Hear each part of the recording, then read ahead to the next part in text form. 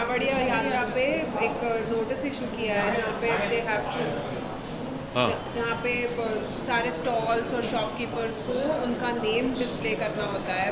तो आप इसको किस तरह से देखते हैं? आपने ट्वीट भी किया है इसके बारे में। देखिए, ये जितना भी इसके इस ऑर्डर या जो वर्बल ऑर्डर है उत्तर प्रदेश की सरकार की तरफ से, उसको हम कंडेम करते हैं। इसलिए कंडेम करते हैं कि ये संविधान के आर्टिकल 17 का वायलेशन है, जो अनटचेबिलिटी की बात करता है। तो उत्तर प्रदेश की सरकार अनटचेबिलिटी को प्रमोट कर रही है।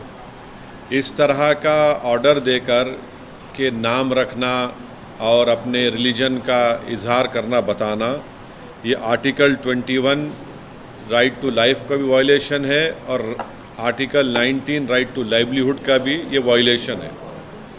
दूसरी बात ये है कि जब से वो उत्तर प्रदेश की सरकार ने ऑर्डर दिया है, मुजफ्फरनगर में जितने ढाबे हैं उन ढाबों से मुस्लिम एम्प्लॉइज़ को निकाल दिया गया है। तीसरी बात यह है कि उस हाईवे के ऊपर मैकडॉनल्ड है, KFC है, पिज़्ज़ा हट है, आपके कैफ़े कॉफ़ी डे है, उसके ऊपर क्यों नहीं बोल रहे हो लोग?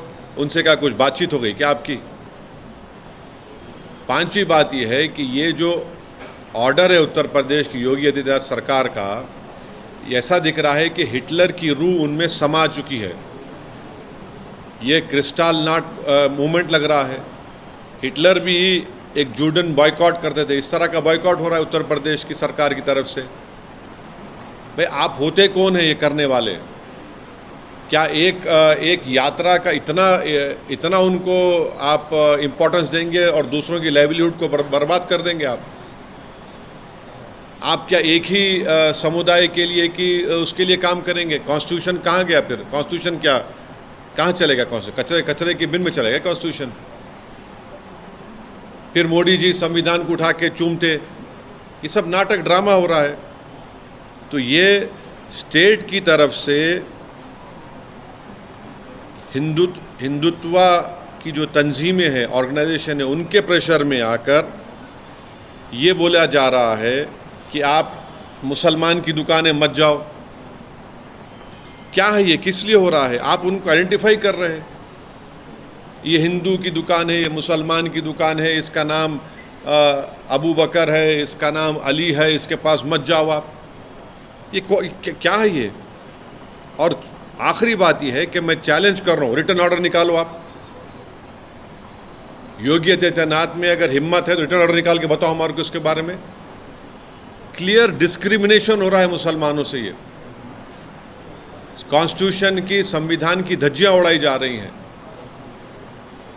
हमने आर्टिकल 17 के जरिए अनटचेबिलिटी ख़त्म किया, आप अनटचेबिलिटी ला रहे हैं। आप राइट टू लाइफ के ख़िलाफ़ है, राइट टू लाइवलीहुड के ख़िलाफ़ है। तो ये क्लियर कट डिस्क्रिमिनेटरी ऑर्डर है और ये बताता है कि ये मुसलमानों को सेकेंड ग्रेड सिटीज़न बनाना चाहते हैं उत्तर प्रदेश में, पूरे देश में।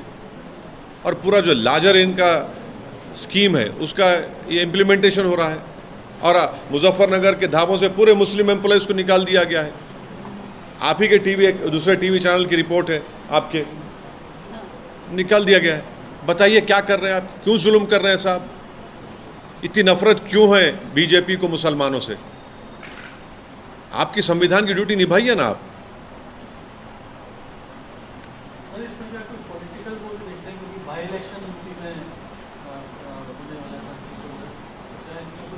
देखिए, ये इलेक्शन नो इलेक्शन, ये इनकी कंसिस्टेंट हिंदुत्व की आइडियोलॉजी के ऊपर ये लोग अमल कर रहे हैं।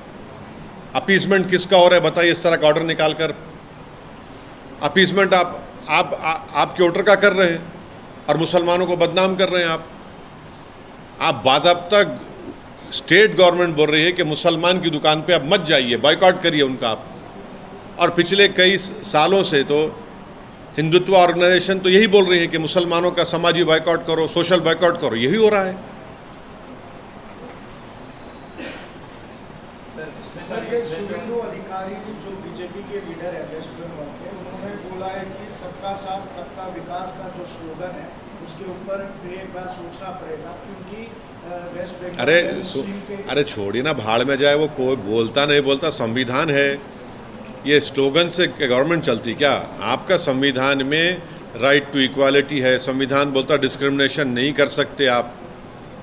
संविधान में लफ्ज़ माइनॉरिटी का वर्ड इस्तेमाल हुआ आर्टिकल 29-30 में, ये फंडामेंटल राइट है, ये देश का बेसिक कॉन्स्टिट्यूशन के बेसिक स्ट्रक्चर का हिस्सा है।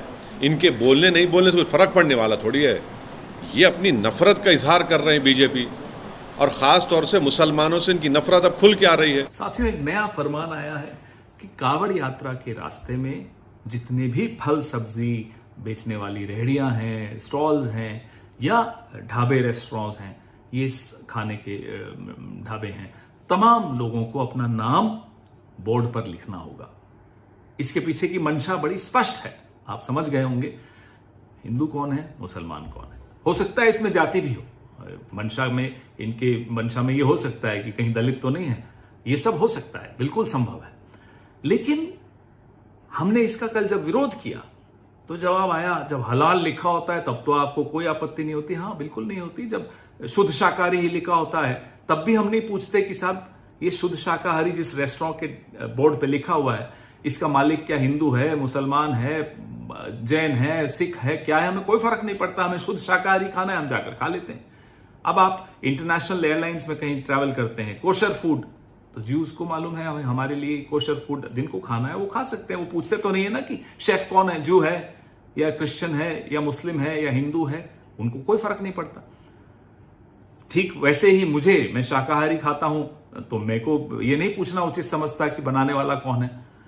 ये करना जो ये कांवड़ यात्रा पे ये प्रपोज कर रहे हैं, इसके पीछे मंशा है इकोनॉमिक बॉयकॉट ऑफ मुस्लिम्स को नॉर्मलाइज करना, कैसे आर्थिक बहिष्कार का सामान्यकरण करना है मुसलमानों का। तो इस मंशा को तो हम कामयाब किसी के लिए नहीं होने देंगे, वो हिंदू के लिए करे हो, मुसलमानों के लिए करे हो, किसी के लिए भी करें, हम नहीं होने देंगे। अब मीट एक्सपोर्टर्स हैं बड़े बड़े 4-5 जो हैं, अल कबीर कौन है मालिक, सबरवाल। अरेबियन एक्सपोर्ट्स कौन है मालिक, कपूर। MKR फ्रोजन कौन है मालिक, मदन एबट। PML इंडस्ट्रीज मालिक कौन है, बिंद्रा साहब है।